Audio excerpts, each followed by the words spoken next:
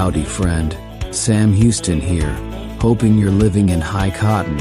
And if you're lucky enough to be in Texas, I know you're most of the way there. Now enjoy your daily dose of Texas history and Texas pride. Howdy, friend. Welcome back to the Feed Bandit podcast and your Texas history roundup for October 1st. In 1832, a 6-day convention began at San Felipe de Austin, at which many pledged to support Antonio Lopez de Santa Anna. Several resolutions asking the Mexican government for reforms were adopted, including a 3-year extension of tariff exemptions for Texas, modification of the law of April 6, 1830, to permit immigration from the United States, and separate statehood from Coahuila. However, the resolutions were not presented, partly due to the absence of Tejano representation, which would have made it appear that only non-Tejanos were dissatisfied. In 1837, John P. Borden opened the General Land Office in Houston. The first Congress of the Republic had established the General Land Office on December 22, 1836, and named Borden as its commissioner. In 1849, the Texas State Gazette reported on its October 13th issue that on this day, William G. Samson, one of a band of horse thieves, robbers, etc., was the first person to be imprisoned in the new state penitentiary at Huntsville. Samson had been found guilty by the Fayette County District Court, and his sentence was 3 years of hard labor at the prison. In 1862, state troops under Colonel James G. Borland began arresting suspected Unionists in and around Cook County for their opposition to conscription. Nearly 200 men were subsequently arrested. A citizens' court formed by Colonel William C. Young had no legal status, but tried the prisoners for disloyalty and plotting an insurrection.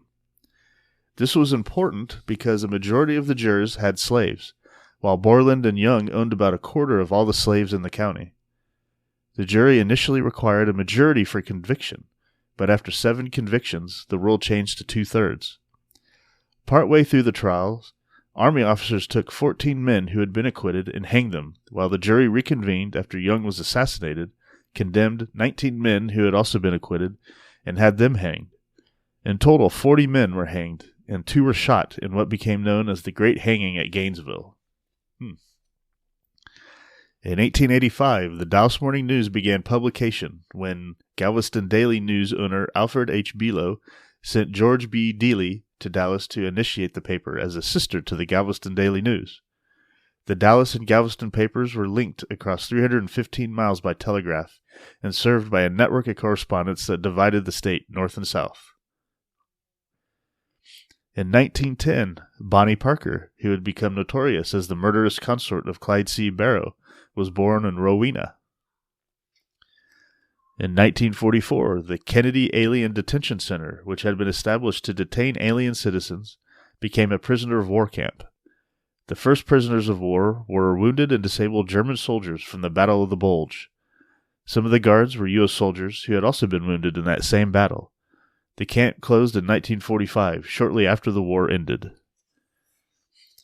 And in 1988, Zena L. Garrison and Pamela H. Pam Shriver won the gold medal in women's doubles at the Seoul Olympics.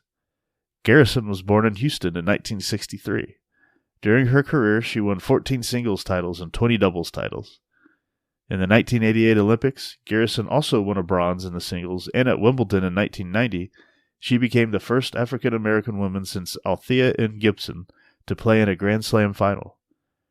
Garrison served as head coach for the 1999 U.S. Nationals team, and in 2004 coached the U.S. Olympic and Fed Cup teams. Garrison is an inductee of the Texas Sports Hall of Fame. All right, and that, my friend, is your Texas History Roundup for October 1st.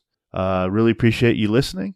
Come back tomorrow for another one, and we will talk to you then. All right, thank you very much. You take care. Well, there you have it. If you like our podcast, check us out at feedbandit.com. There you'll find awesome Texas First outdoors gear and apparel. Your purchase helps support the Bandits and keeps this podcast on the air, fighting for you and for Texas. Remember, preserve the tradition, protect the legacy. Until next time.